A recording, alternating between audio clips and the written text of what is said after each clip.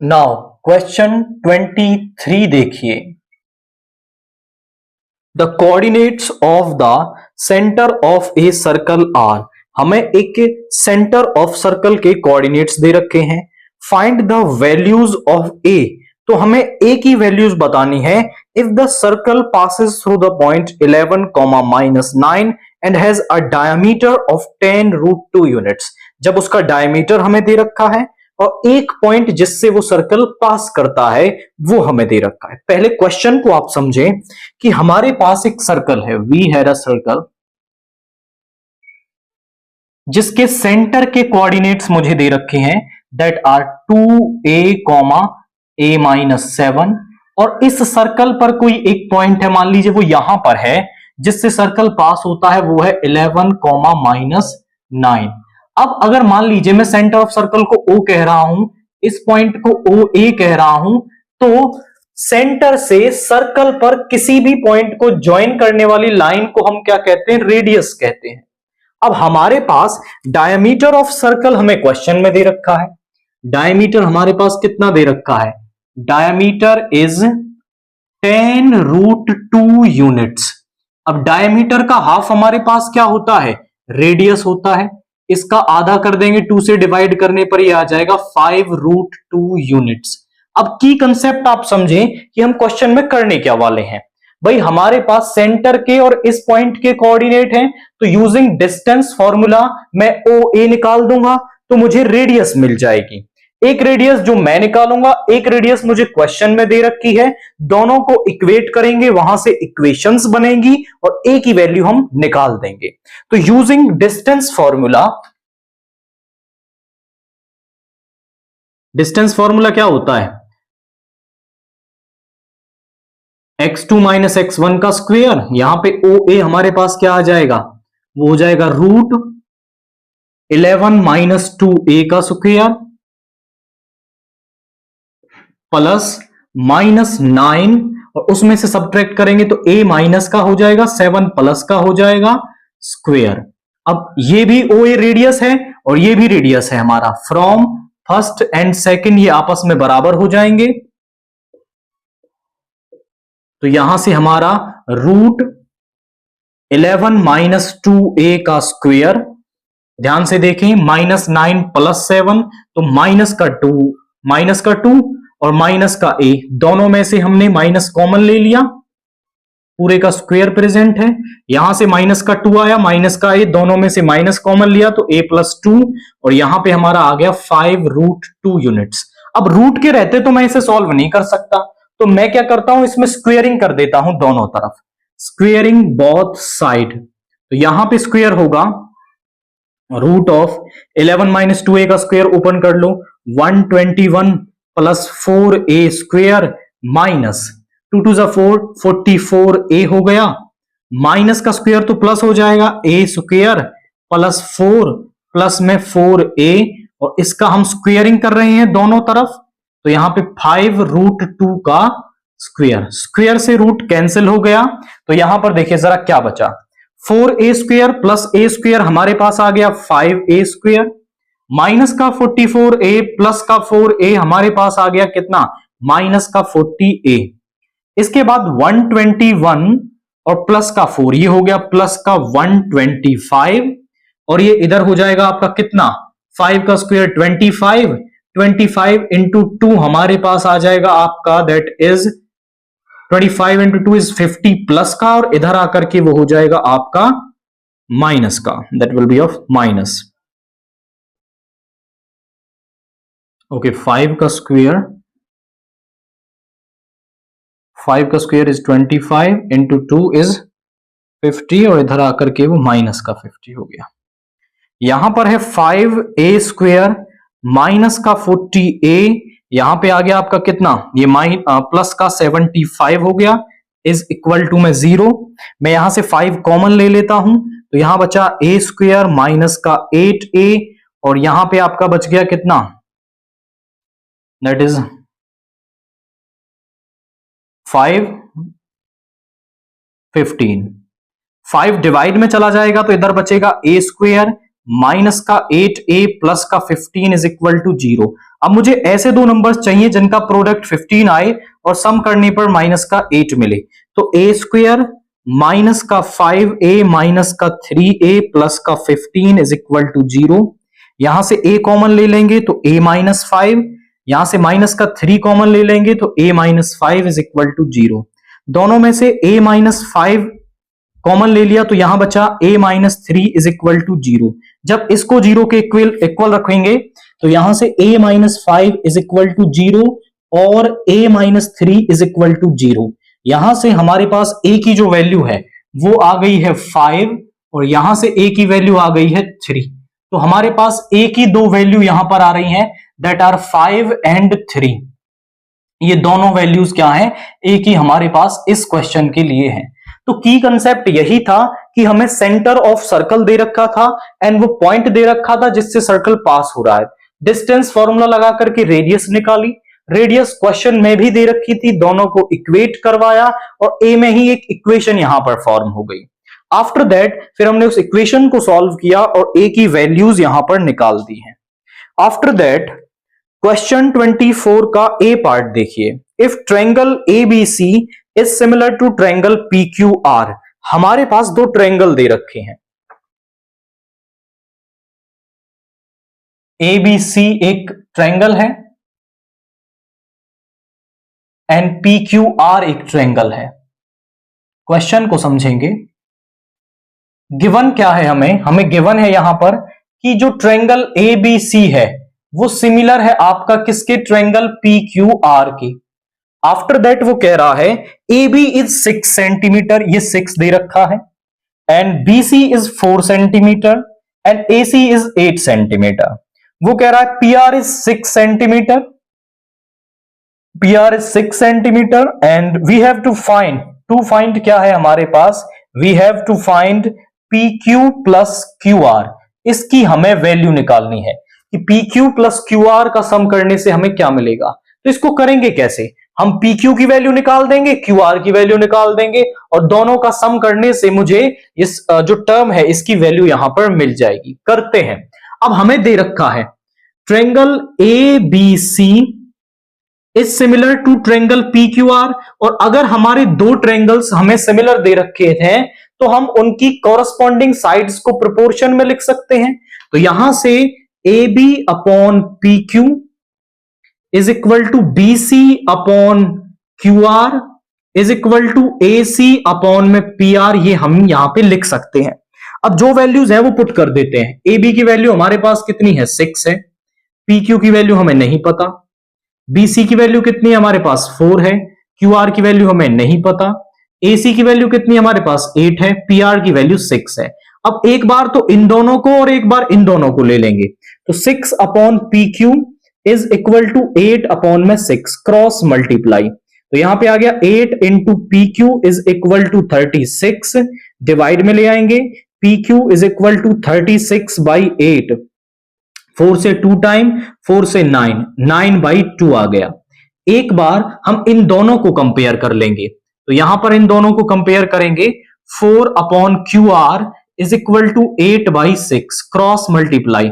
यहां पे आ गया 8 इंटू में QR इज इक्वल टू 24 और 8 से हो गया 3 टाइम्स कैंसिल। तो QR is equal to 3 centimetre में दे रखे हैं आई थिंक, ये सभी सेंटीमीटर में, तो ये भी सेंटीमीटर। हमें निकालना है क्या, हमें निकालना है PQ प्लस QR। तो PQ प्लस QR कैसे मिलेगा, वैल्यू रख देते हैं। PQ की वैल्यू आई है 9/2, QR की आई है 3, तो 9 प्लस 6/2 यानी कि 15/2 हमारे पास सेंटीमीटर, या फिर लिख सकते हो 7.5 सेंटीमीटर। ये हमारे पास क्या है, PQ प्लस QR की वैल्यू आ रही है। क्वाइट सिंपल टाइप का क्वेश्चन था। हमारे पास दो ट्रायंगल आपके सिमिलर दे रखे हैं तो उनकी कॉरस्पॉन्डिंग साइड्स को मैं प्रोपोर्शन में लिख सकता हूं और यहां से जो भी वैल्यूज हमारे पास हैं वो हमने पुट करी, जो नहीं थी वो हमने यहां पर कैलकुलेट कर दी हैं। आफ्टर दैट क्वेश्चन 24 का बी पार्ट देखिए।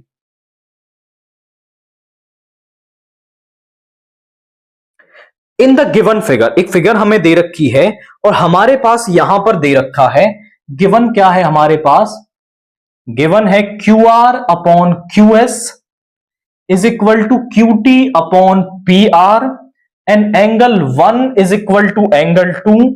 हमें शो करना है, टू शो है हमारे पास triangle P Q S is similar to triangle T Q R. Figure में आपके सामने कंस्ट्रक्ट करता हूं, एक टी क्यू आर ट्रायंगल है,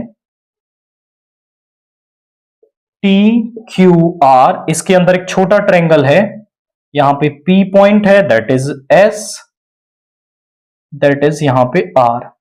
ये वाला जो एंगल है दैट इज एंगल 2 और ये वाला एंगल है एंगल 1। अब वो कह रहा है कि हमें इस ट्रायंगल में ये कंडीशन दे रखी है Q R upon Q S, Q R upon Q S इस तरह से, and Q T upon P are, Q T upon P are. Okay, ध्यान से देखें तो पी क्यू एस कौन सा ट्रायंगल, पी क्यू एस ये छोटे वाला ट्रायंगल, ये वाला ट्रायंगल छोटे वाला ट्रायंगल है, और टी क्यू आर है बड़े वाला ट्रायंगल। आप ध्यान से देखें तो हम क्या कर सकते हैं भाई, अगर हम इस छोटे वाले ट्रायंगल की बात करते हैं, ध्यान से देखो तो हमारे पास क्या है आपका यहां पे क्यू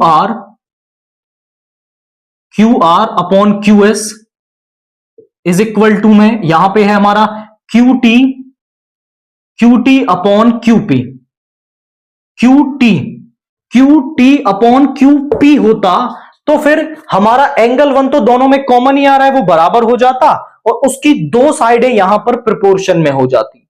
लेकिन यहां पर क्यू पी के जगह पे पी आर दे रखा है, अगर मैं इस पी आर के जगह पे कहीं से क्यू पी ले आऊं तो ये दोनों साइडें प्रोपोर्शन में हो जाएंगी और एंगल 1 बराबर हो जाएगा, क्योंकि ये दोनों ट्रायंगल्स में आ रहा है और बाई SAS सिमिलरिटी क्राइटेरिया मैं इन दोनों ट्रायंगल्स को सिमिलर कह दूंगा। थ्योरम कौन सी यूज करेंगे जरा देखिए।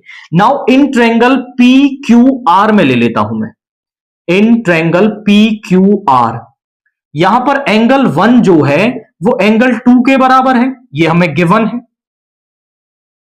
तो ये दोनों एंगल बराबर हैं। तो इन दोनों एंगल्स के, एंगल 2 के अपोजिट साइड कौन सी है, ये वाली, एंगल 1 के अपोजिट साइड कौन सी है, ये वाली। और आपने 9th क्लास में थ्योरम पढ़ी होगी कि इक्वल अपोजिट एंगल्स के जो साइड्स होती हैं इक्वल, वो भी क्या होती हैं, बराबर होती हैं। तो यहां से आप कह सकते हो कि आपका पी आर जो है वो क्यू पी के बराबर है। आप कहोगे sides opposite to equal angles are equal, ये की कंसेप्ट आपको माइंड में रखना होगा, इक्वल एंगल्स आर इक्वल। अब हमने ये दोनों साइडें बराबर कर ली, तो अपना जो अब इस ट्रायंगल में ले लेते हैं जो हमें प्रूव करने, in triangle P Q S and triangle T Q are.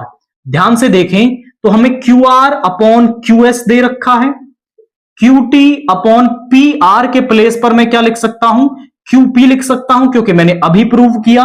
अब आप ध्यान से देखें, इस साइड के अपॉन में ये साइड है, इस साइड के अपॉन में ये साइड है आपकी, तो यहां ये प्रोपोर्शन में आ रही है दोनों साइडें, और एंगल 1 जो है वो आपका कॉमन आ रहा है, angle 1 is equal to angle 1, ये कॉमन है, दो साइडें प्रोपोर्शन में है और उनके बीच में बन रहा एंगल आपका इक्वल है। That means by SAS similarity criteria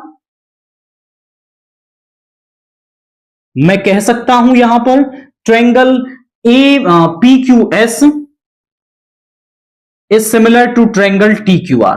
थोड़ा सा बस समझने में आपको दिक्कत आएगी, यहां पर इस PR को अगर आप चेंज कर पाए, आपको दिख गया कि ये साइडें आपके एंगल्स इक्वल दे रखे हैं तो इन्हें बराबर लिख सकते हैं, फिर साइडें प्रोपोर्शन में हो गई, आफ्टर दैट एंगल तो इक्वल हो ही जाएगा क्योंकि वो दोनों में कॉमन आ रहा है, और बाई SAS सिमिलरिटी क्राइटेरिया हम PQS को TQR के सिमिलर कह देंगे।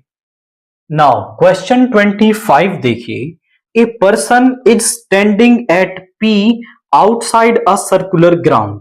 एक पर्सन है जो पॉइंट P पर खड़ा है एक सर्कुलर ग्राउंड के बाहर, at a distance of 26 metre from the centre of the ground, यानी सेंटर ऑफ ग्राउंड से वो 26 मीटर की दूरी पर है, सेंटर से और पर्सन की दूरी 26 मीटर है।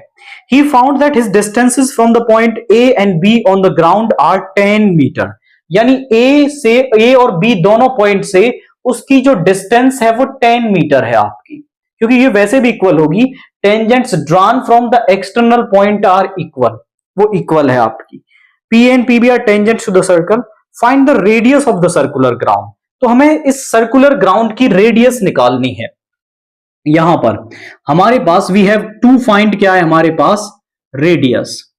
To find that means O A या ओ बी, ये हमें निकालना है आपका। हम ये जानते हैं कि जो टेंजेंट है, जो रेडियस है वो टेंजेंट पर क्या होती है, परपेंडिकुलर होती है।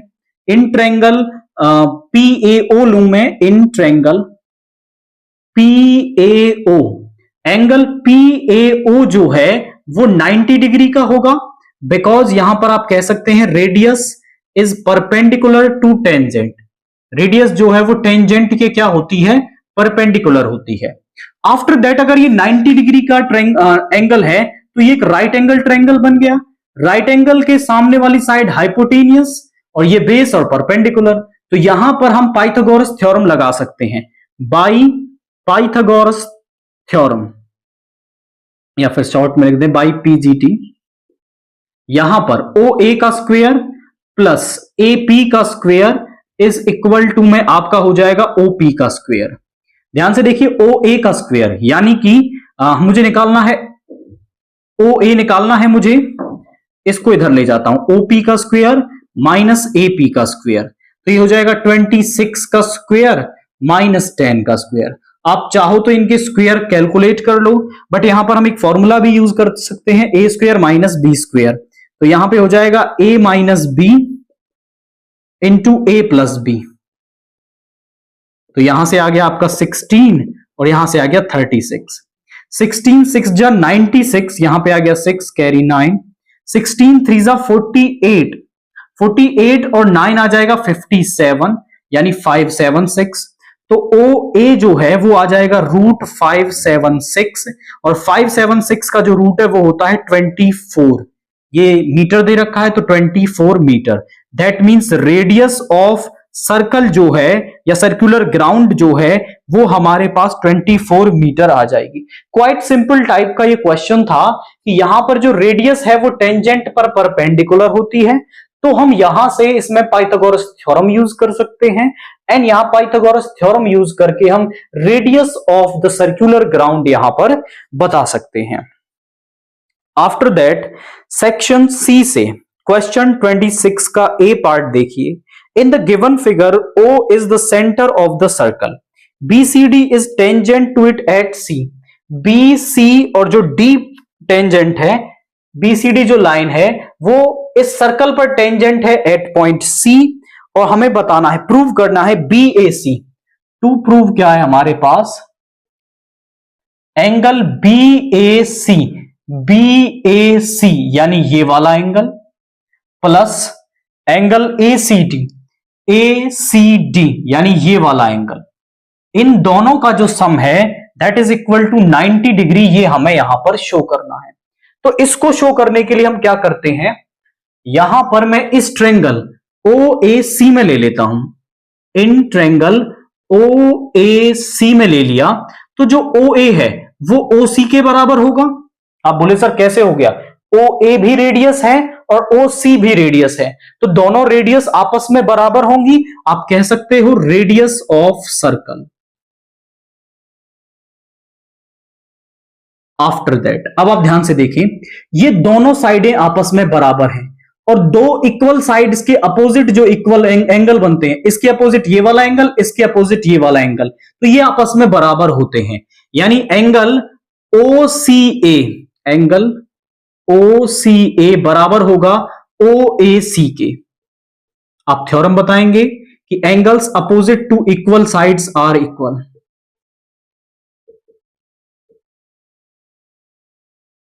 Equal sides are equal. अब हम यहां पे आगे आते हैं, यहां पे हम जानते हैं कि जो OC है वो रेडियस है, तो OC जो है वो यहां पर 90 डिग्री का एंगल बनाएगी टेंजेंट पर। आप कहेंगे OC angle OCD is equal to 90 degree because radius is perpendicular to tangent.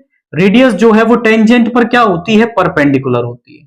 अब इस ओसीडी को ना हम ब्रेक कर लेते हैं। इस ओसीडी को मैं ऐसा लिख सकता हूं, देखिए ये पूरा जो एंगल है ओसीए, एंगल ओसीए प्लस में एसीडी। अब ध्यान से देखो तो हमारा जो पार्ट प्रूव करना है वो बन रहा है, एसीडी आ गया, हमें चाहिए यहां पर आपका क्या, बीएसी और चाहिए। तो इस ओसीए की जगह मैं ओएसी लिख सकता हूं, OAC plus angle ACD is equal to 90 degree. लेकिन जो प्रूव करना था वो अभी भी नहीं बना है, ध्यान से देखो, ओएसी लिखूं या बीएसी लिखूं, कौन से एंगल की बात कर रहा हूं मैं? जब कह रहा हूं ओएसी तो भी यही एंगल है और बीएसी तो भी यही एंगल है, यानी ओएसी की जगह मैं बीएसी भी लिख सकता हूं, उससे कोई फर्क नहीं पड़ता, एंगल हमारा अभी भी वही है। और जो पार्ट हमें प्रूव करना था बीएसी प्लस एसीडी, हमने वो यहां पर प्रूव कर दिया है। कंसेप्ट हमने क्या यूज किया है यहां पर? हमने सिंपल कंसेप्ट यूज किया। इस ट्रायंगल में ये दोनों साइडें बराबर, तो ये दोनों एंगल आपस में बराबर हो गए। After that simple theorem, radius tangent पर परपेंडिकुलर होती है। इस पूरे एंगल को 2 का सम लिख दिया, ये इसके बराबर था ओएसी लिख दिया। ओएसी लिखूं या बीएसी लिखूं एक ही बात होती है, तो उसको हमने बीएसी लिख दिया और यही पार्ट हमें यहां पर प्रूव करना था, तो सिंपल तरीके से हमने इसे यहां पर प्रूव कर दिया है। आफ्टर दैट इसके बी वाला पार्ट देखिए, prove that opposite sides of a quadrilateral circumscribing a circle subtend supplementary angles at the center of the circle। हमें प्रूव करना है एक क्वाड्रिलेटरल जिसके अंदर की एक सर्कल है, जैसे मैंने यहां पर फिगर बनाई हुई है, एक क्वाड्रिलेटरल जिसके अंदर की एक सर्कल है। क्वाड्रिलेटरल को मैं नाम देता हूं ए बी सी डी, इसके अंदर एक सर्कल है, तो इसकी जो अपोजिट साइड है वो उसके सेंटर पर क्या है, सप्लीमेंट्री एंगल बनाती है, यानी कि उनका जो सम है वो आपका 180 डिग्री होता है। समझो, मान लीजिए ये सेंटर है, तो ये साइड है और एक ये साइड है, पूरा डायगोनल ड्रा कर दें तो ध्यान से देखो, ए बी जो है वो सी डी के अपोजिट है, यानी इन दोनों का अगर मैं सम करूं, यहां पर इन दोनों का अगर मैं सम करूं, हमारे पास टू प्रूव पार्ट क्या है यहां पर कि जो अपोजिट साइड हैं वो एंगल सेंटर पर सप्लीमेंट्री बनाती हैं, यानी एंगल ए ओ बी, इसको अगर मैं ओ नाम दे देता हूं, angle A O B plus में C O D, angle C O D, ये 180 डिग्री के आएंगे। और अगर ये भी तो अपोजिट है ये दोनों, तो बी ओ सी, एंगल BOC प्लस में एंगल AOD, दोनों क्या आने चाहिए आपके 180 डिग्री आने चाहिए। ये हमसे क्वेश्चन प्रूव कर रहा है, करवाना चाह रहा है। I repeat my words, opposite side, ये इसके अपोजिट है, तो इस साइड से सेंटर पर एंगल बनता है AOB, इस साइड से बनता है COD, दोनों का सम करूं तो 180, इन दोनों का सम करूं तो 180, ये आना चाहिए, ऐसा हमसे वो प्रूव करवाना चाह रहा है। अब जो करना है वो करते हैं, हम यहां पर ड्रा करते हैं। ड्रा क्या करते हैं, हम जो रेडियस है वो ड्रा कर लेते हैं। भाई हम यहां पे ड्रा कर लेते हैं, यहां से रेडियस, देखिए पॉइंट ऑफ कांटेक्ट है, ये टेंजेंट है इस पर, ये भी पॉइंट ऑफ कांटेक्ट है, ये भी पॉइंट ऑफ कांटेक्ट है। सेंटर से पॉइंट ऑफ कांटेक्ट को हमने ज्वाइन कर दिया और इसे नाम दे दिया PQRS, इन पॉइंट्स को। अब आप ध्यान से देखें, हमने कंस्ट्रक्शन में क्या कर लिया है, यहां पर कंस्ट्रक्शन में हमने कर लिया है join centre two point of contact, centre two point of contact eight PQR and S, इन सभी पॉइंट्स पर हमने ज्वाइन कर लिया। अब बार बार इन एंगल्स को लिखना थोड़ा डिफिकल्ट पड़ेगा, तो हम यहां पर इन एंगल्स को नाम दे देते हैं। इस एंगल को मैं नाम देता हूं 1, इसको 2, 3, 4, 5, 6, 7, 8, सभी को नाम दे दिया। अब ना यहां पर इनको प्रूव करने का पार्ट कैसे चलेगा, ध्यान से देखिए, मैं 2 ट्रायंगल्स में लेता हूं, ये वाला पॉइंट हमारा O है, इन ट्रायंगल AOP ले लेता हूं, in triangle AOP and triangle AOP में और AOS में ले लेता हूं। अब इस ट्रायंगल को और इस ट्रायंगल को ध्यान से देखें भाई, सेंटर से पॉइंट ऑफ कांटेक्ट को मिलाया है तो ये 90 डिग्री का एंगल, यहां भी 90 डिग्री का एंगल, तो एंगल APO बराबर होगा ASO के, because radius is perpendicular to tangent, दोनों 90 के हैं, दैट्स वाई ये बराबर हो गए। एक तो ये एंगल आपका बराबर हो गया। दूसरा हम यहां पे कह सकते हैं आपका, एक तो ये एंगल बराबर है, आफ्टर दैट AP जो है वो AS के बराबर है, AP जो है वो AS के बराबर है, आपका AP AS के बराबर है। क्यों? Tangents drawn from an external point are equal, from an external point to circle are equal. एक एक्सटर्नल पॉइंट से ड्रा की हुई टेंजेंट्स आपस में क्या होती हैं? बराबर होती हैं। आफ्टर दैट यहां पर जो AO है वो दोनों में क्या आ रहा है? AO जो है वो दोनों में आ रहा है, दैट मींस कॉमन। अब आप ध्यान से देखें तो कौन सा कॉन्ग्रुएंसी रूल यहां पर लग रहा है? यहां पर ध्यान से देखिए, या फिर इस AO को मैं नीचे ही लिख देता हूं, यहां पर AO is equal to AO, ये कॉमन है, तो यहां पे कौन सा कॉन्ग्रुएंसी रूल लगा? देखिए 90 डिग्री का एंगल, 90 डिग्री का एंगल, ईच 90, तो यहां पर ये 90 डिग्री का है। इसके सामने वाली साइड होती है हाइपोटेनियस, राइट एंगल, और ये है हाइपोटेनियस और ये है साइड, तो कौन सा कॉन्ग्रुएंसी रूल लगा? Right hypotenuse side. तो by RHS triangle APO is congruent to triangle ASO, ये दोनों कॉन्ग्रुएंट हैं आपस में। तो ये जो एंगल 1 है वो एंगल 2 के बराबर लिख सकता हूं मैं, by CPCT, corresponding part of congruent triangle. तो एंगल 1 2 के बराबर हो गया, इसे नाम देते हैं हम first. After that similarly in दोनों ट्रायंगल्स में लेंगे तो 3 4 के बराबर हो जाएगा, angle 3 is equal to angle 4। Angle यहां पर 5 जो है वो 6 के बराबर हो जाएगा, एंगल 7 जो है वो एंगल 8 के बराबर हो जाएगा। This is second, third and fourth. अब हम इन सभी को करते हैं, यहां पर यूज करेंगे हम इसमें, आप इसका एक स्क्रीनशॉट लें, हम इसको यहां से इरेज करने वाले हैं। नाउ आप समझें कि अगर मैं इन सभी एंगल्स को ऐड कर देता हूं तो ये जो पूरा एंगल है ये कितने का हो जाएगा? 360 डिग्री का, बिकॉज कंप्लीट एंगल है। हम लिखेंगे वी नो दैट, हम कह सकते हैं कि यहां पर आपका angle 1 plus angle 2 plus angle 3 plus angle 4 plus angle 5 angle 6 angle 7 angle 8, इन सभी का जो सम है वो 360 होगा। अभी आप देखो कि हमें पार्ट प्रूव क्या करना है, हमें प्रूव करना है AOB प्लस COD। AOB में कौन कौन से एंगल आ रहे हैं? 1 और 8। COD में कौन से आ रहे हैं? 4 और 5 आ रहे हैं, तो केवल 1 8 और 4 5 को हम यहां पे रखेंगे, बाकी सबको हमें चेंज करना है। तो ध्यान से देखिए, 1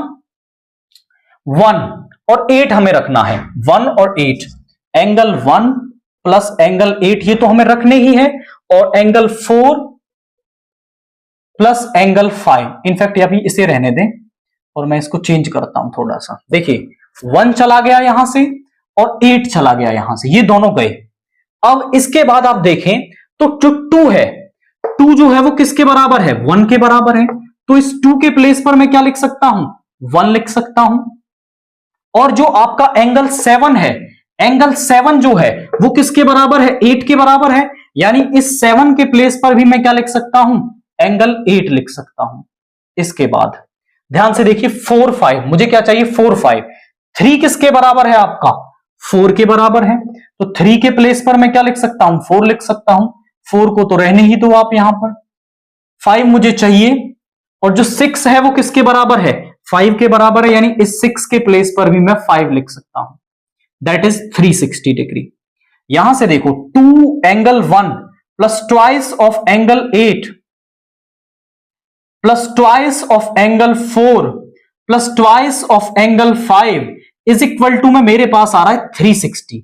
सभी में से 2 कॉमन ले लेते हैं, सभी में से 2 कॉमन ले लेंगे तो यहां पे आ जाएगा angle 1 plus angle 8, angle 4 plus angle 5 is equal to में 360 डिग्री। 2 से हम इसको कैंसिल करेंगे 180 डिग्री। 1 और 8 को मिलाकर के क्या लिख सकता हूं, 1 और 8 को मिलाकर के लिख सकता हूं एंगल AOB, एंगल AOB, और 4 और 5 को मिलाकर के क्या लिख सकता हूं, एंगल COD। तो हमने प्रूव कर दिया कि अपोजिट साइड्स जो है वो सेंटर पर सप्लीमेंट्री होते हैं। अब आप बोले सर हमारा तो एक ही पार्ट प्रूव हुआ है यहां पे, तो दूसरे वाला भी इसी तरीके से कर सकते हैं, बट करने की जरूरत नहीं है। आप लिख देंगे कि सिमिलरली, इसी तरीके से करने पर हमारा जो BOC है वो आपका AOD, इन दोनों का जो सम है 180 डिग्री आएगा। आपके माइंड में होना चाहिए जो की कंसेप्ट है कि कोई भी इन दोनों को ले लो, इन दोनों को ले लो, पहले इन दोनों को कॉन्ग्रुएंट करना पड़ेगा बाय राइट हाइपोटेनियस साइड, फिर ये दोनों एंगल्स आपस में बराबर आएंगे। तो सिमिलरली आप यहां पर भी लिखेंगे सिमिलरली, इसी तरीके से आपके ये वाले एंगल्स भी बराबर हो गए और फिर इनको यूज करके हमने इस थ्योरम को यहां पर प्रूव कर दिया है। नाउ क्वेश्चन 27 का ए पार्ट देखिए, prove that tan theta upon 1 minus cot theta upon 1 minus tan theta, इसे हमें प्रूव करना है 1 plus sec theta cosecant theta के। तो हम यहां पर सबसे पहले LHS लेंगे एंड LHS से RHS को प्रूव करेंगे। तो नेक्स्ट स्टेप के अंदर आप लिखेंगे टेकिंग LHS, और फिर इस वाले पार्ट को आप यहां पर लिख देंगे। ये नेक्स्ट स्टेप में आपको करना है। अब आप ध्यान से देखें, यहां डायरेक्टली मैं कुछ नहीं कर पाऊंगा, मैं यहां पर जो tan और cot है इनको sin और cos में ब्रेक कर लेता हूं। तो यहां पर tan थीटा क्या हो जाएगा, sin theta upon cos theta, और नीचे जो cot थीटा है वो हो जाएगा 1 minus cos theta upon sin theta, plus में यहां पर cot थीटा हो जाएगा cos थीटा अपॉन में sin थीटा। थोड़ा केयरफुली देखेंगे, और ये जो tan थीटा है वो हो जाएगा 1 माइनस का sin theta upon cos theta. अब मैं नीचे डेनोमिनेटर में इनका एलसीएम ले सकता हूं, तो यहां पे sin theta upon cos theta, नीचे एलसीएम लेंगे तो आ जाएगा, यहां पे एलसीएम आ जाएगा sin थीटा, 1 से डिवाइड करेंगे तो 1 से आ जाएगा sin थीटा, और sin थीटा यहां पे आ जाएगा sin थीटा माइनस का cos थीटा। सिमिलरली यहां पर भी एलसीएम ले लेते हैं, cos theta upon sin theta, और यहां पे आ गया हमारा cos थीटा, यहां पे आ जाएगा cos थीटा माइनस का sin थीटा। अब मल्टीप्लाई करते हैं, ये सबसे नीचे वाली टर्म सबसे ऊपर चली जाएगी, इन दोनों की आपस में मल्टीप्लाई, तो यहां पे हो गया sin स्क्वायर थीटा अपॉन में cos theta into sin theta minus cos theta, plus में यहां पे cos स्क्वायर थीटा, और यहां पे sin थीटा इंटू में cos theta minus sin theta. आप ध्यान से देखें तो यहां पर ये sin cos तो अलग है, लेकिन अगर ये देखें तो ये एक दूसरे का नेगेटिव है। यहां से माइनस साइन कॉमन ले लूं तो ये एक जैसे हो जाएंगे, तो यहां पे ले लेते हैं sin स्क्वायर थीटा अपॉन, या फिर इनफैक्ट मैं यहां से माइनस कॉमन लेकर के यहां पे लिख देता हूं, तो ये माइनस का साइन जो है वो प्लस का साइन हो जाएगा और cos हो जाएगा माइनस का। अब आप ध्यान से देखें तो मैं लेता हूं इनका एलसीएम, इनका जो एलसीएम है वो क्या आ जाएगा, साइन कॉस, ये दोनों अलग पार्ट है, ये तो आ ही जाएंगे मल्टीप्लाई में, और ये दोनों में कॉमन है तो इसको एक बार लिख दो। अब ध्यान से देखें, जब मैं इस वाले पार्ट से डिवाइड करूंगा तो ये कैंसिल हो जाएगा, कॉस से कॉस कैंसिल हो जाएगा, यहां बचेगा साइन, साइन थीटा की मल्टीप्लाई इससे होगी तो ये बन जाएगा sine cube theta minus, similarly sign हो जाएगा कैंसिल, ये कैंसिल हो जाएगा, यहां पे आ जाएगा cos क्यूब थीटा। आप ध्यान से देखिए, अब हम यहां पे आइडेंटिटी यूज करने वाले हैं a cube minus b cube, तो a cube minus b cube किसके बराबर होता है, a minus b into a square plus b square plus a b. हम ये वाली आइडेंटिटी यहां पर इसकी यूज करेंगे, तो a cube minus b cube यानी sine theta minus cos theta, और यहां पे आ जाएगा sine square theta plus cos square theta minus a b यानी साइन थीटा कॉस थीटा, और डेनोमिनेटर वाला पार्ट यहां पे सेम लिख देंगे, साइन थीटा कॉस थीटा, और यहां पे आ जाएगा sign theta minus cos theta. अब कुछ पार्ट यहां पे कैंसिल हो रहा है, ये वाला पार्ट कंप्लीटली इससे कैंसिल हो रहा है, और sign square theta plus cos square theta हमारे पास 1 के बराबर होता है, तो यहां पे आ जाएगा 1 plus sign theta cos theta upon में साइन थीटा कॉस थीटा। इस साइन थीटा कॉस थीटा को दोनों के डिवाइड में लिखेंगे, तो यहां पे आ जाएगा 1 upon sine theta cos theta plus sign theta cos theta upon में साइन थीटा कॉस थीटा। देखो यहां तो ये पूरा पार्ट कैंसिल हो गया, यहां बचा 1 आपका, यहां पे बचा 1 अपॉन साइन ऊपर जाकर के बन जाएगा कॉसिकेंट थीटा, और 1 अपॉन कॉस हो जाएगा आपका सेक थीटा।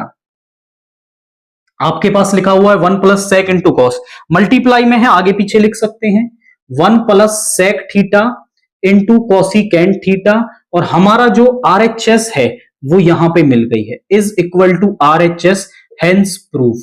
तो की कंसेप्ट हमने क्या यूज किया है यहां पर, केवल जो टर्म्स हमें दे रखी थी उन्हें साइन कॉस में ब्रेक किया, एंड आफ्टर दैट केवल उनका एवेल्युएशन और ये वाली आइडेंटिटी हमने यूज करी है, और हमारा रिजल्ट प्रूव हो गया है। नाउ क्वेश्चन 27 का बी पार्ट देखिए, हमें प्रूव करना है ये वाली टर्म जो है वो इसके बराबर आएगी। तो हम यहां पे पहले सबसे फर्स्ट स्टेप आप क्या करेंगे, आप लिखेंगे टेकिंग एलएचएस। नेक्स्ट स्टेप में आप लिखेंगे टेकिंग एलएचएस, ये इसके बाद ये पूरा पार्ट यहां पे लिखेंगे। अभी देखो साइन कॉस में दे रखा है, इससे ज्यादा सिंप्लीफाई तो हम इसे कर ही नहीं सकते हैं, तो यहां पर क्या है, हम ले लेंगे इसका एलसीएम। एलसीएम लेने में भी दोनों अलग अलग टर्म है, तो दोनों मल्टीप्लाई में आ जाएंगे, sine a minus cos a into में यहां पे आ जाएगा sine a plus cos a. अब आप ध्यान से देखिए, जब इससे डिवाइड करेंगे तो ये वाला पार्ट कैंसिल हो जाएगा, बचेगा साइन ए प्लस कॉस ए, उसकी मल्टीप्लाई इससे होगी क्योंकि दोनों का बेस सेम है तो पावर ऐड हो जाएगी, तो यहां पे आ जाएगा sine a plus cos a का होल स्क्वायर प्लस में।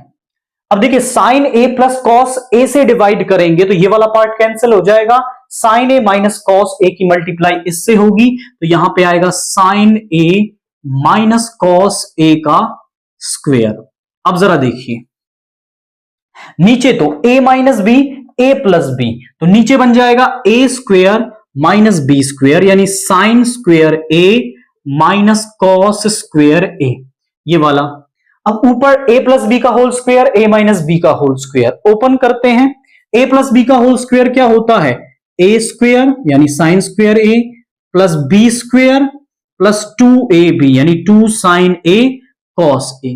आफ्टर दैट यहां पर भी a स्क्वायर यानी sine square a, b square यानी कॉस स्क्वायर a माइनस का 2ab माइनस का 2 साइन a कॉस a, ये प्लस का ये माइनस का कैंसिल हो गया, sine square a plus cos square ए हमारे पास 1 बन गया, sine square a plus cos square ए हमारे पास 1 बन गया।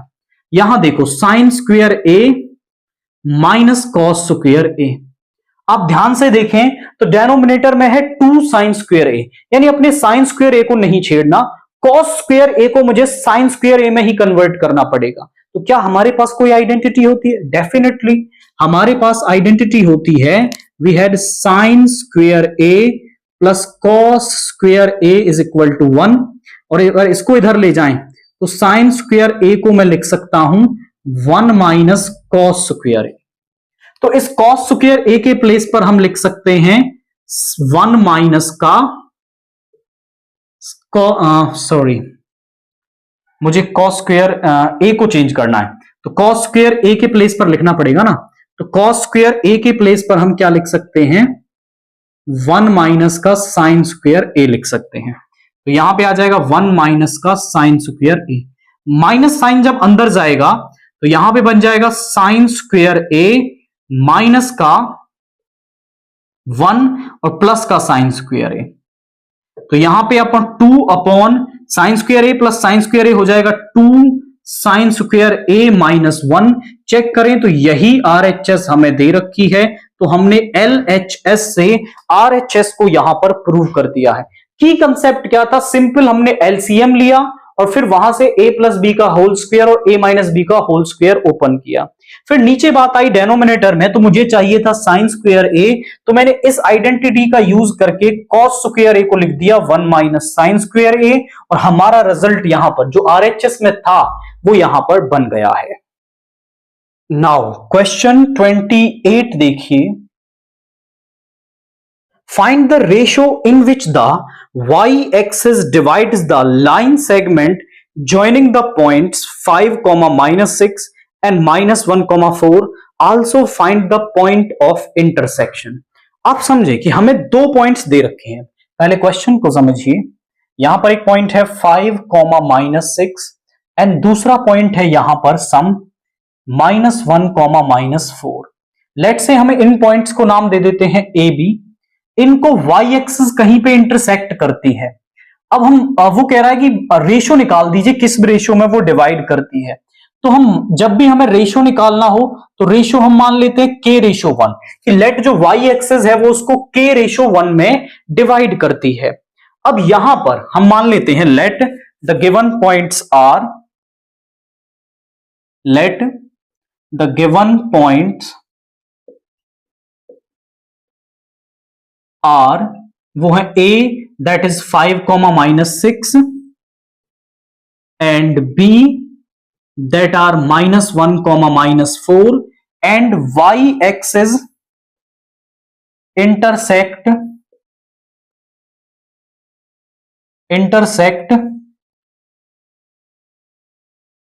Eight c। y एक्सिस जो है वो c पर इंटरसेक्ट करती है इन रेशो k/1। हमने मान लिया कि k/1 में उसको डिवाइड करती है।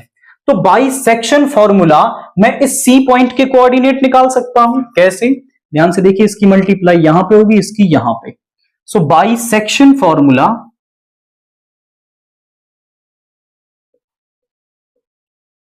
यहां पे क्या होगा, coordinates of C are, coordinates of C, ध्यान से देखिए, k की मल्टीप्लाई -1 से तो माइनस का k, 1 की मल्टीप्लाई 5 से तो प्लस का 5 अपॉन में इन दोनों का sum that is k+1, comma k की मल्टीप्लाई -4 से माइनस का 4k, 1 से माइनस का 6 अपॉन में k+1। अब क्योंकि ये जो पॉइंट C है वो इस लाइन AB पर तो लाई करता ही करता है, y एक्सिस पर भी लाई करता है। अब y एक्सिस पर जो x कोऑर्डिनेट है वो आपका क्या होता है, वो 0 होता है। हम कहेंगे since C lies on y axis, so therefore यहां पे आपका कह सकते हो therefore x कोऑर्डिनेट इज 0, क्योंकि y एक्सिस पर जो भी पॉइंट होता है ना वो आपका 0, सम वैल्यू y होती है, इस टाइप का होता है, ऑफ दैट टाइप। तो यहां पर जो x कोऑर्डिनेट की वैल्यू है वो 0 हो जाएगी, यानी माइनस का k+5 अपॉन k+1 जो है वो 0 हो जाएगा।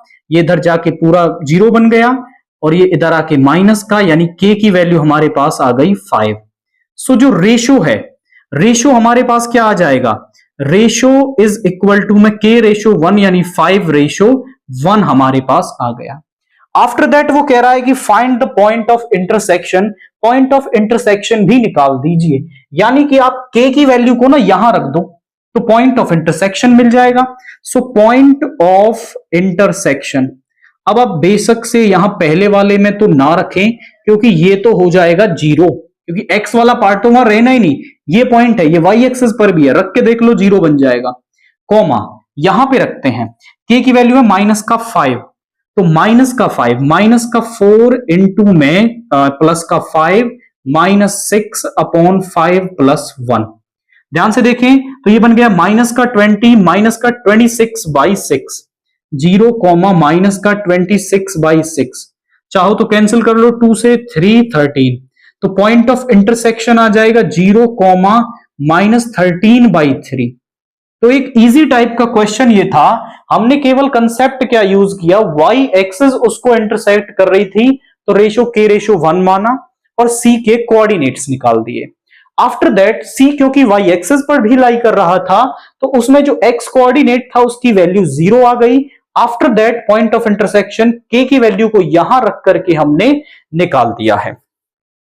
आफ्टर दैट क्वेश्चन 29 देखिए, prove that 1/√5 is an irrational number. हमें प्रूव करना है कि जो 1/√5 है वो आपका एक इरेशनल नंबर है।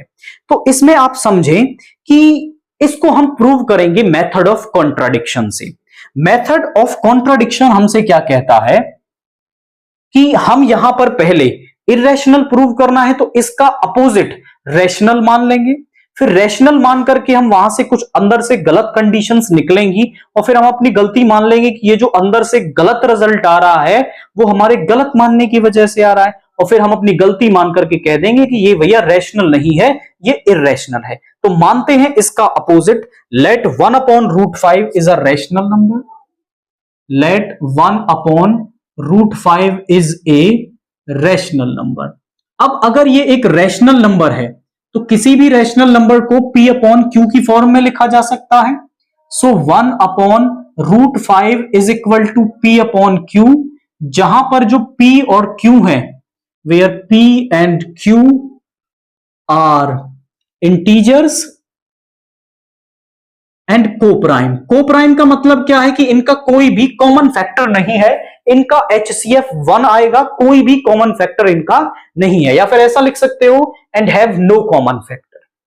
अब यहां पर क्रॉस मल्टीप्लाई कर लो, Q is equal to √5 of P, squaring कर दो दोनों तरफ, स्क्वेयरिंग ऑन बोथ साइड, तो यहां पे आ जाएगा Q square is equal to में 5P स्क्वेयर।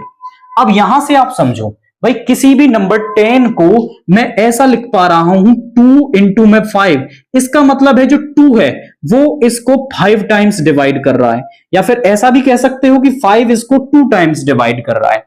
तो मैं Q स्क्वेयर को 5 इंटू P स्क्वेयर लिख पा रहा हूं, इसका मतलब Q स्क्वेयर को ये जो 5 है वो डिवाइड कर रहा है, विच इंप्लाइज 5 डिवाइड्स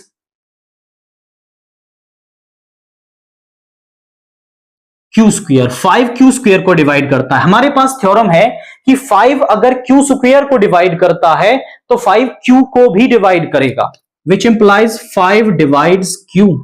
अब अगर जो 5 है वो Q को डिवाइड कर रहा है तो हम Q को क्या लिख सकते हैं, सम 5C लिख सकते हैं।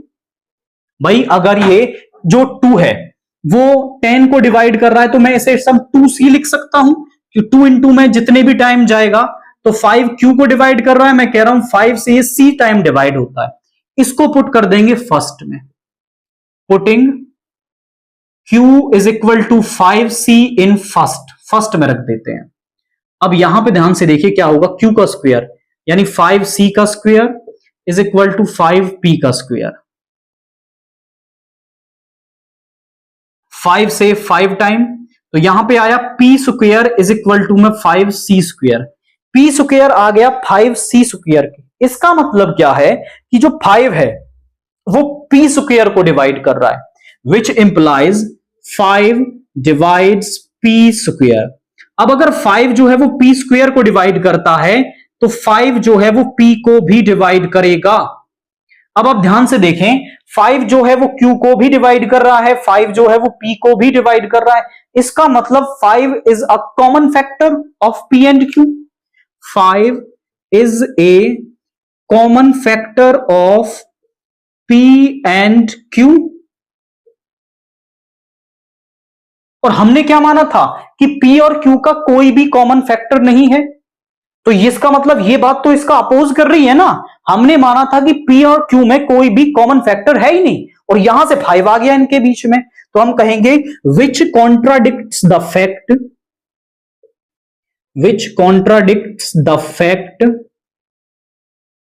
that P and Q are co-prime, कि ये इस बात को ही कॉन्ट्राडिक्ट कर रही है कि P और Q है जो हमारे वो क्या है, को प्राइम है। अब देखो गलती आ गई अंदर से, अब हम अपनी गलती मानेंगे और हम लिखेंगे दिस कॉन्ट्राडिक्शन हैव अराइजन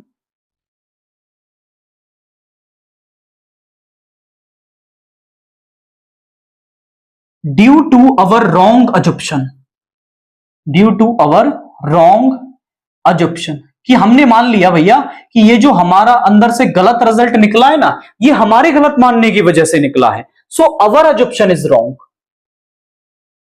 तो हमारा जो मानना है वो गलत है, अवर अजम्पशन इज रॉन्ग। अब हमारा मानना गलत है, हमने इसको रैशनल माना था, ये गलत है, नंबर रैशनल नहीं है तो इररेशनल होगा। सो 1/√5 इज इररेशनल, तो ये क्या हो गया, इररेशनल हो गया। This is method of contradiction जो हम 10th क्लास में यूज करते हैं टू प्रूव 1/√5, यही है तरीका। पहले मान लेते हैं, फिर अंदर से गलत रिजल्ट निकलता है, फिर हम अपनी गलती मानते हैं और कह देते हैं कि हमारा मानना गलत है, तो जो आपका रैशनल माना है तो इररेशनल सही हो जाएगा। नाउ क्वेश्चन 30 देखिए, a room is in the form of a cylinder surmounted by a hemispherical dome, the base radius of the hemisphere is half of the height of the cylindrical part। यानी हमारे पास एक room है, we had a room जो आपका cylinder की form में है और जिस पर आपका क्या है, एक हेमिस्फेरिकल डोम, इस तरह से हेमिस्फेरिकल डोम है ऊपर, आपका हेमिस्फेरिकल डोम है उस पर। अब आप समझे कि यहां पर वो कह रहा है कि जितनी उस सिलेंडर की हाइट है ना, लेट से उस सिलेंडर की हाइट है h, उसका बेस रेडियस, उसका जो रेडियस है वो आपका हाइट का आधा है, यानी उसका रेडियस हो जाएगा h/2। अब वो कह रहा है कि the volume of the room, if the room contains उसका 1408/21 मीटर क्यूब ऑफ एयर, यानी कि 1408/21 मीटर क्यूब ऑफ एयर उसमें आती है, यानी इसकी वॉल्यूम दे रखी है। Find the height of the cylindrical part, तो सिलेंड्रिकल पार्ट की हमें हाइट बतानी है। Let the height of cylinder हमने मान ली, हाइट ऑफ सिलेंडर हमने मान ली दैट इज इक्वल टू में h, and radius of cylinder क्या हो जाएगी, मैं यहां पे डैश कर रहा हूं लेकिन आपको पूरा लिखना है, उसका आधा यानी h/2 हो जाएगी। वॉल्यूम ऑफ रूम जो है वो हमारे पास क्या है, एयर का वॉल्यूम दे रखा था 1408/21 मीटर क्यूब, यानी 1408/21 मीटर क्यूब, इतनी हमें वॉल्यूम दे रखी है। अब इसका वॉल्यूम हम निकाल लेते हैं, तो जो वॉल्यूम ऑफ रूम है वो क्या हो जाएगा, volume of room is equal to volume of cylinder plus volume of hemisphere. इन दोनों के वॉल्यूम का सम करेंगे तो हमें रूम का वॉल्यूम मिल जाएगा। वॉल्यूम ऑफ सिलेंडर होता है πr² plus volume of hemisphere होता है 2/3 πr³। यहां से कुछ पार्ट हमें कॉमन दिखाई दे रहा है, देखो पाई, अब क्योंकि दोनों का जो r है वो सेम है तो इसे कॉमन ले सकते हो, r² कॉमन ले लिया, यहां पे बचा h, यहां पे बचा 2/3 ऑफ r के प्लेस पर रख सकते हो h/2 पाई, यहां पे h/2 का स्क्वायर हो जाएगा और यहां पे हो गया h प्लस 2/3 इंटू में h/2, ये हो गया यहां पे, क्योंकि r के प्लेस पर क्या रख दोगे, पाई r क्यूब, तो यहां पे h/2 हो गया, 2 से 2 कैंसिल हो गया, यहां पे आया पाई h²/4 और यहां पे एलसीएम आ गया 3, यहां पे आ गया 3h प्लस में h यानी 4h/3, पाई h²/4, यहां पे आ गया 4h/3, 4 से 4 कैंसिल हो गया, यहां पे आ गया पाई h³/3। ये वॉल्यूम हमने निकाला है, एक वॉल्यूम हमें यहां पर दे रखा था, एक हमने निकाल दिया, तो फ्रॉम फर्स्ट एंड सेकंड में क्या कह सकता हूं, यहां पर आपका पाई h³/3 इज इक्वल टू 1408/21। पाई की वैल्यू 22/7 यूज करनी है, ये क्वेश्चन में दे रखा है, तो 22/7 into h³/3 is equal to 1408/21। 7 से कैंसिल करेंगे 3 टाइम, 3 से कैंसिल करेंगे 1 टाइम, 22 डिवाइड में आ जाएगा, तो h cube is equal to 1408 by 22। 2 से करा 11 टाइम, 2 से करा 704, 11 से किया 6 टाइम 44। 64 को मैं क्या लिख सकता हूं, h cube is equal to में 4 का क्यूब, तो यहां से h जो है वो मेरे पास कितना आ गया, 4 मीटर यहां पे आ गया, यानी हाइट ऑफ सिलेंडर जो है वो मेरे पास कितनी आ रही है, that is 4 metre. Height of cylinder मेरे पास यहां पर 4 मीटर्स आ रही है। हमने हाइट ऑफ सिलेंडर यहां पे कैलकुलेट कर ली। कंसेप्ट क्या यूज किया कि वॉल्यूम ऑफ द रूम हमें दे रखी थी, वॉल्यूम ऑफ द रूम हमने निकाली, दोनों को इक्वल किया और वहां से मुझे height of the cylindrical part मिल गई है। आफ्टर दैट क्वेश्चन 31 देखिए, यहां पर 2 dice are thrown at the same time, determine the probability that difference of the numbers on the 2 dice is 2। यानी कि 2 डाइस को फेंका जाता है और वहां पर उनके नंबर्स के बीच में जो डिफरेंस है वो 2 रहे, इस बात की प्रोबेबिलिटी बता दीजिए। तो यहां पे आप समझें, 2 dice are thrown, 2 dice are thrown, तो यहां पर sample space, let S denotes the sample space,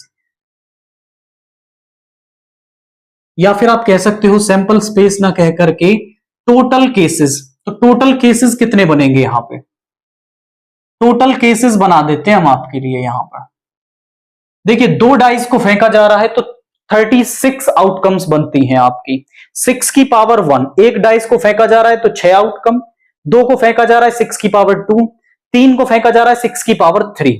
तो यहां पे पहली डाइस पर 1 आए और दूसरी पर भी 1 आए, पहली पर 1 दूसरी पर 2, पहली पर 1 तीसरी 3, और ऐसे ही 1,6 तक।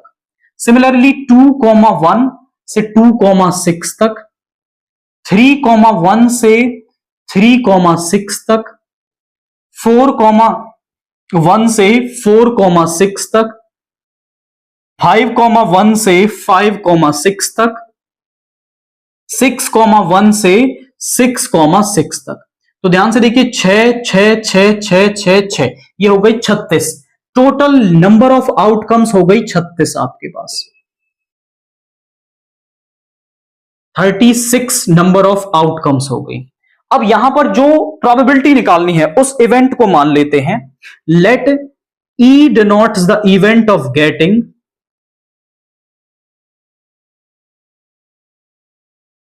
गेटिंग नंबर्स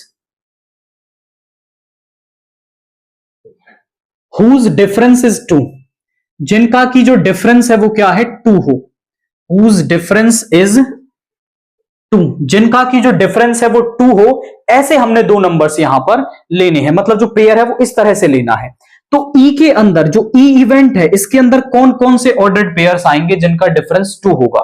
पहला आएगा 1,3, अब देखो 1 वाले में कोई नहीं आएगा। 2,4, इनके बीच का डिफरेंस भी 2 है। 3,5, इसके बाद 4,6, 5 वाली सीरीज में कोई भी ऐसा पेयर नहीं होगा जिनके बीच का डिफरेंस 2 आए। अब ये चारों आ गए, इनका उल्टा भी एग्जिस्ट करेगा।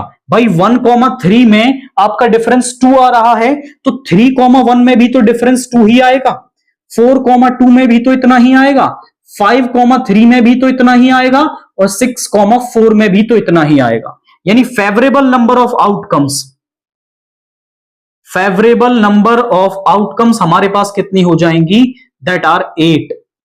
Favourable number of outcomes are 8। तो प्रोबेबिलिटी ऑफ ई निकालनी है, एक ही formula, favourable number of outcomes upon total number of outcomes.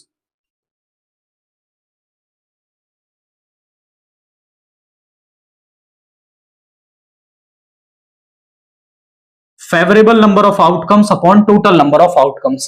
Favourable number of outcomes कितनी है हमारे पास यहां पे, वो आ रही है 8, टोटल नंबर ऑफ आउटकम्स है 36। तो प्रोबेबिलिटी आ गई 8/36, यहां पे आ जाएगा, कैंसिल करोगे तो 4 से 2, 4 से 9, या तो 8/36 या फिर 2/9 हमारा यहां पे आंसर होगा। की कंसेप्ट समझे कि आपको 2 डाइस का सैंपल स्पेस बनाते आना चाहिए, यानी टोटल केसेस बनाने आने चाहिए।